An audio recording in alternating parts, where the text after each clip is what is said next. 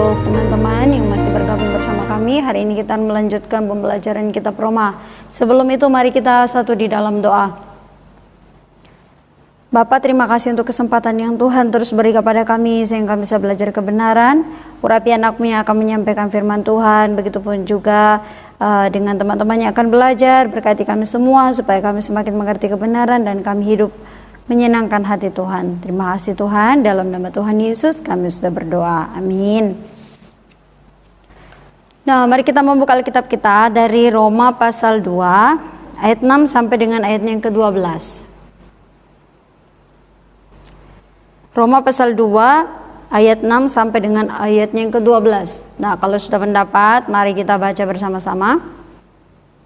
1, 2, 3. Ia akan membalas setiap orang menurut perbuatannya, yaitu hidup yang kekal kepada mereka yang dengan tekun berbuat baik, mencari kemuliaan, kehormatan, dan ketidakbinasaan, tetapi murka dan geram kepada mereka yang mencari kepentingan sendiri, yang tidak taat kepada kebenaran, melainkan taat kepada kelaliman. Penderitaan dan kesesakan akan menimpa setiap orang yang hidup yang berbuat jahat, pertama-tama orang Yahudi dan juga orang Yunani, tetapi kemuliaan, kehormatan, dan damai sejahtera akan diperoleh semua orang yang berbuat baik, pertama-tama orang Yahudi dan juga orang Yunani, sebab Allah tidak memandang bulu. Sebab semua orang yang berdosa tanpa hukum Taurat akan binasa tanpa hukum Taurat, dan semua orang yang berdosa di bawah hukum Taurat akan dihakimi oleh hukum Taurat. Baik, minggu yang kemarin kita sudah belajar tentang bagaimana di dalam Kejadian pasal 2 ini Paulus sekarang menegur orang-orang Yahudi karena mereka menganggap dirinya bahwa mereka adalah umat pilihan Tuhan, mereka adalah lebih istimewa dibandingkan dengan orang-orang asing. Tetapi kita sudah belajar bahwa Tuhan akan menghakimi setiap orang. Nah, hari ini khususnya Roma pasal 2 ayat 6 sampai dengan ayat yang 11 ini menjelaskan tentang penghakiman Allah yang adil. Jadi penghakiman Tuhan Allah yang apa? Adil. Nah, kita akan belajar. Di sini di dalam ayat 6 sampai dengan ayat yang khususnya ayat yang ke-11 kita akan memperhatikan ada 3 hal yang perlu kita perhatikan dalam penghakiman Allah. Nah, yang pertama tentang hukuman Allah itu ada 3 hal yang perlu kita perhatikan. Yang pertama, prinsip hukuman Allah. Coba kita lihat di dalam ayatnya yang ke-6. Bagaimana prinsip penghukumannya Allah. Coba kita membaca 1, 2, 3. Ia akan membalas setiap orang menurut perbuatannya. Jadi prinsip hukumannya Tuhan yang pertama, setiap orang akan dibalas, akan dihukum, akan dihakimi sesuai dengan apa? Perbuatannya. Jadi yang pertama, prinsip hukumannya Tuhan itu akan dilakukan sesuai dengan apa? Akan dibalaskan kepada setiap orang menurut apa? Perbuatannya. Jadi di dunia ini terkadang ada pemimpin atau kepemimpinan yang tidak adil. Terkadang kita temui dalam kehidupan kita, di dalam bermasyarakat, mungkin di dalam keluarga juga, atau di lingkungan kita. Terkadang kita menemui kepemimpinan atau yang menurut kita tidak adil. Tetapi prinsip penghukumannya Tuhan itu adil. Dan prinsip penghukuman Tuhan akan dibalas sesuai dengan apa? Perbuatan. Jadi prinsip penghukumannya Tuhan sesuai dengan perbuatan. Apa yang kamu tabur, itu kamu akan tuai. Perbuatan yang jahat yang kamu tabur, itu kamu akan apa? Tuai. Jadi setiap orang akan dihukum menurut apa? Perbuatannya. Oleh karena itu, dengan prinsip inilah Tuhan Allah akan menghakimi setiap orang. Nah, jadi khususnya orang Yahudi, mereka menganggap dirinya bahwa mereka lebih baik daripada orang yang lain. Mereka mau dinilai oleh Tuhan. Mereka menganggap bahwa diri mereka lebih baik dibandingkan dengan orang yang lain, sehingga mereka mulai menghakimi orang-orang asing atau bangsa-bangsa lain. Tetapi prinsip hukumannya Tuhan itu sesuai dengan apa? Perbuatan. Dan Kalau mereka mengandalkan hukum Taurat untuk dibenarkan, maka mereka juga akan dihakimi nanti melalui apa? Aturan hukum Taurat. Aturannya hukum Taurat, orang kalau bisa melakukan hukum Taurat sepenuhnya, itu baru dibenarkan. Satu hukum pun tidak dilakukan, walaupun sudah melakukan 99% sudah melakukan, tetapi satu tidak bisa dilakukan, maka itu semuanya batal. Jadi kalau mereka mengandalkan hukum Taurat, kalau orang Yahudi mengandalkan perbuatan baik, hukum Taurat untuk dibenarkan, maka Allah akan menghakimi orang-orang Yahudi nanti dengan apa? Ukuran hukum Taurat.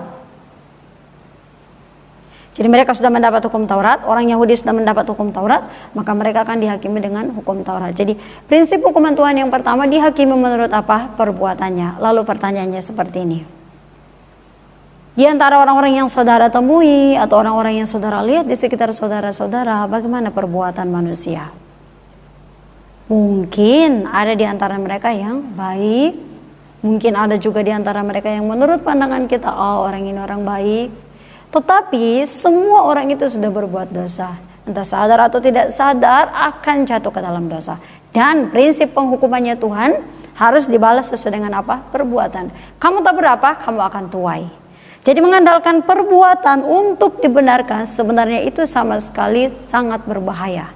Karena prinsip penghukumannya Tuhan, kalau mau diukur dari perbuatan, apa yang kamu lakukan, apa yang kamu tabur, itu juga kamu akan tuai. Jadi yang pertama, prinsip penghukumannya Tuhan itu dari apa? Sesuai dengan apa yang kamu lakukan, menurut perbuatan. Jadi kalau ukuran perbuatan, saudara dan saya sebenarnya tidak bisa berdiri di hadapan Tuhan. Kemudian yang kedua, prinsip penghakimannya, coba lihat di ayatnya yang ke-9. Coba kita lihat di ayat yang ke-9. Coba baca 1, 2, 3. Penderitaan dan kesesakan akan menimpa setiap orang yang hidup berbuat jahat, pertama-tama orang Yahudi dan juga orang Yunani. Jadi prinsip penghukumannya Tuhan kepada semua orang. Jadi prinsip penghukumannya Tuhan kepada semua secara keseluruhan. Entahkah orang itu mau orang Yahudi, mau dia orang Yunani, Tuhan akan tetap menghakimi atau menghukum dengan apa? Adil menurut apa? Perbuatan. Tidak ada yang istimewa, tidak ada dikatakan bahwa karena kamu bangsa pilihan, karena kamu orang Yahudi lebih mendapat hukum Taurat, maka hukuman kamu akan berbeda, penghakiman kamu berbeda dengan orang yang lain. Nah, karena kamu bukan bangsa pilihan, kamu tidak menjalankan rencana keselamatan Mesias, saya tidak pilih kamu, jadi penghukuman kamu berbeda, tidak. Tetapi Tuhan akan menjalankan prinsip penghukumannya secara apa? Adil dan seluruh semuanya. Entahkah itu dia orang Yahudi, entahkah dia orang Yunani, semuanya akan ditimpa apa? Murka Tuhan. Nah, coba kita baca dalam 2 Korintus pasal 5 ayat 10. 2 Korintus pasal 5 ayatnya yang ke-10. 2 Korintus pasal 5 ayatnya yang ke-10. Kalau sudah mendapat, mari kita baca bersama-sama. Sebab kita semua harus menghadap tahta pengadilan Kristus, supaya setiap orang memperoleh apa yang patut diterimanya sesuai dengan yang dilakukannya di dalam hidupnya ini, baik ataupun jahat. Jadi kita semua, entahkah itu orang Yahudi, entahkah itu orang Yunani, entahkah itu bangsa-bangsa lain, semuanya akan dihukum oleh Tuhan. Mengapa sekarang Paulus menjelaskan ini kepada orang Yahudi? Karena orang Yahudi menganggap dirinya bahwa dia lebih baik daripada bangsa-bangsa yang lain.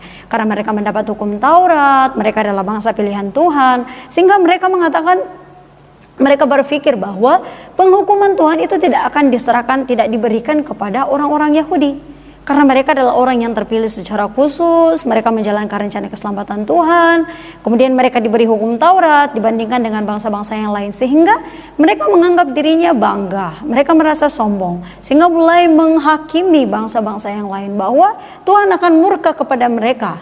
Lihat, kami lebih baik. Jadi untuk mematahkan kekerasan kepalanya bangsa Yahudi, sekarang Paulus menjelaskan dengan tegas bahwa murka Tuhan itu akan dibalaskan menurut apa? Perbuatannya. Dan tidak ada perbedaan. Entahkah itu orang Yahudi, entahkah itu bangsa-bangsa yang lain, Tuhan akan dengan adil menghukum semua orang. Nah, kemudian kita melihat di sini. ayat Roma pasal 2 ayat yang ke-11. Coba lihat Roma pasal 2. Kita kembali ke Roma. Masih prinsip penghukuman Tuhan Allah. Roma pasal 2 ayatnya yang ke-11. Teman-teman bisa baca di situ Roma pasal 2 ayat 11. Kemudian teman-teman tulis saja 2 Korintus 5 ayat 10, Galatia pasal 6 ayat 7. Ini semuanya prinsip penghukumannya Tuhan. Tuhan tidak membedakan orang. Jadi Tuhan tidak membedakan bahwa kamu orang asing, kamu orang Yahudi, semuanya akan menghadap tahta pengadilan Tuhan Allah. Artinya Tuhan Allah akan melihat semua orang itu sama. Bahwa mereka semua adalah orang berdosa yang harus apa? Dihukum. Nah, untuk kita perlu menyadari dengan benar karena orang-orang Yahudi mereka menerima hukum Taurat. Jadi orang yang menerima hukum Taurat, mereka mendapat janji-janji Allah, mereka mendapat perjanjian Allah, kemudian mereka lebih banyak seperti diberikan kasih karunia oleh Tuhan, jadi mereka merasa bangga. Tetapi Tuhan akan menghakimi mereka, mengukur penghukuman mereka melalui apa? Standar hukum Taurat. Standar kebenarannya hukum Taurat, orang yang melakukan hukum Taurat secara sepenuhnya, orang itu dibenarkan. Jadi kalau mau mengandalkan hukum Taurat, perbuatan baik untuk diselamatkan, standarnya adalah harus menurut aturan hukum Taurat semuanya. Jadi orang-orang Yahudi yang menganggap dirinya bahwa kami lebih baik daripada orang yang lain karena kami memiliki hukum, Tuhan memberikan kasih karunia banyak karena kami adalah orang yang pilihan. Nanti Tuhan akan menghakimi mereka dengan apa? Hukum Taurat. Karena orang yang melakukan hukum Taurat itu yang dibenarkan. Tapi siapapun tidak bisa melakukan hukum Taurat dengan sepenuhnya. Sehingga kalau bangsa Israel, orang-orang Yahudi berpikir bahwa mereka dapat diselamatkan karena mengandalkan hukum Taurat, nanti kalau mereka nanti kalau mereka dihakimi menurut aturan hukum Taurat, sebenarnya mereka semuanya harus dihukum. Karena aturan hukum Taurat mereka tidak bisa melakukan dengan sepenuhnya. Jadi mereka tidak bisa melakukan sepenuhnya, sehingga melalui itu mereka akan mendapat penghukuman dari Tuhan. Jadi hukum Taurat semuanya 613. Jadi ada 613, kemudian diringkas lagi menjadi apa? 10 hukum.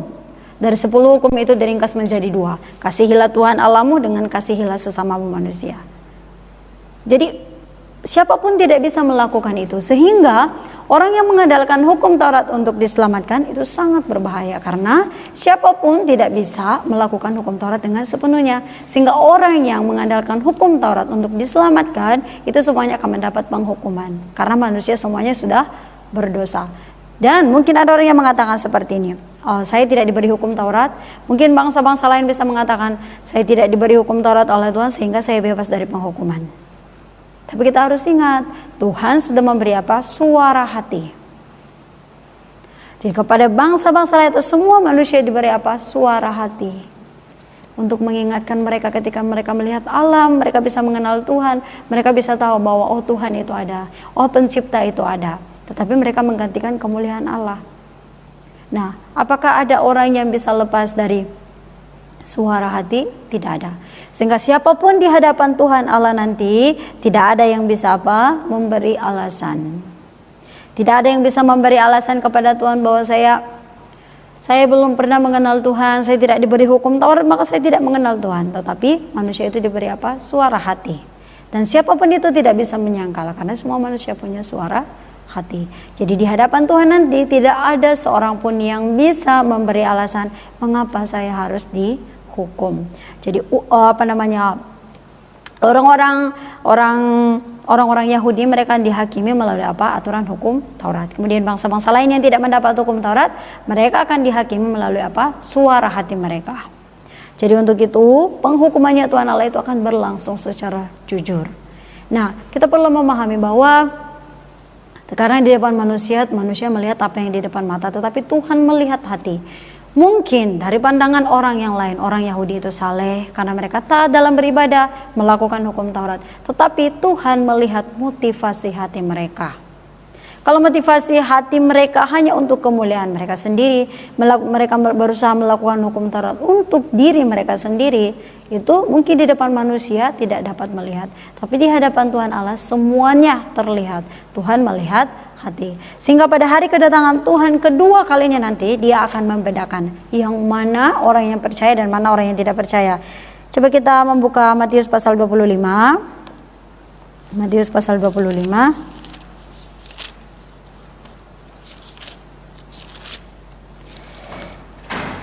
Matius 25 ayat 31 sampai dengan 32.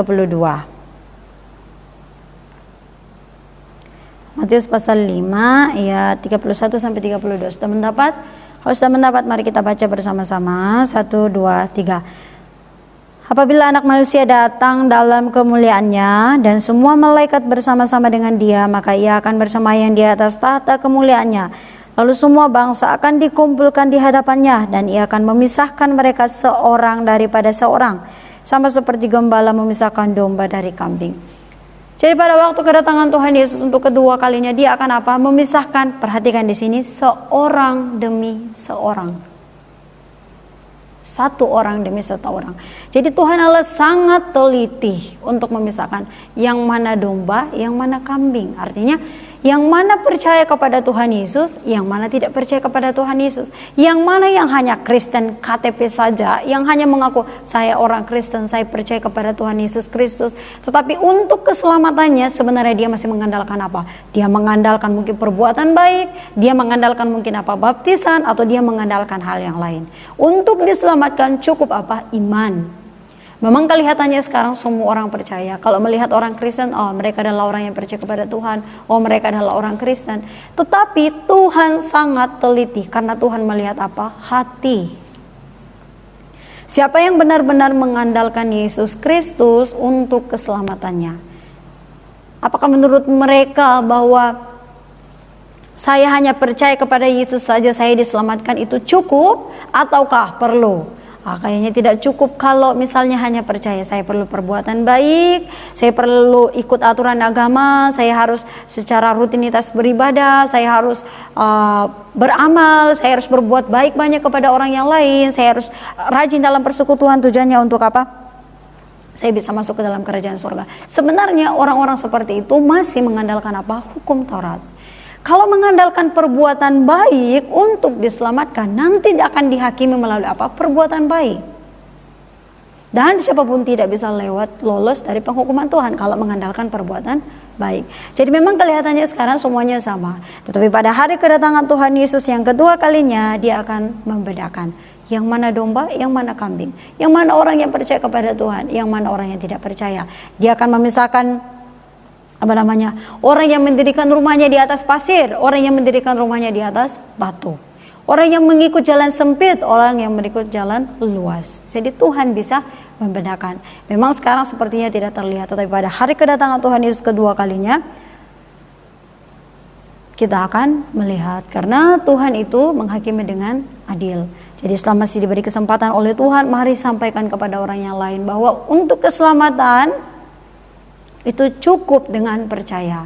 Semuanya Yesus yang kerjakan, bukan kita yang mengerjakan. Jadi pekerjaan Yesus di atas kayu salib untuk menyelesaikan dosa kita, itu Kristus kerjakan sepenuhnya. Tidak perlu kita tambah dengan usaha kita, perbuatan baik kita. Kita hanya apa? Menerima saja. Kita hanya menerima saja.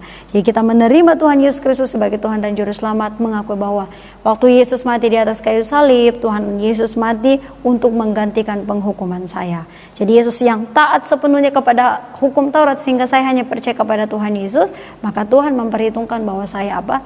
Dibenarkan. Jadi itu adalah kasih karunia Tuhan. Jadi kita harus belajar dengan sepenuhnya bahwa betul-betul untuk keselamatan kita itu bukan dengan usaha kita, bukan dengan perbuatan baik kita, bukan dengan kita dengan rajinnya beribadah maka kita diselamatkan. Tidak. Itu semuanya kita lakukan sekarang karena apa? Kita terharu akan kasih Kristus yang sudah menyelesaikan dosa kita. Maka kita harus menyenangkan hati Tuhan.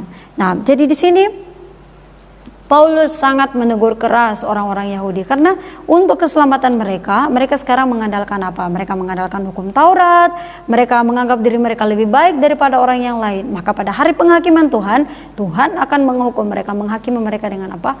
hukum Taurat. Dan siapapun tidak bisa lolos dari penghukuman hukum Taurat, karena di dunia ini tidak ada yang bisa melakukan hukum Taurat dengan sepenuhnya.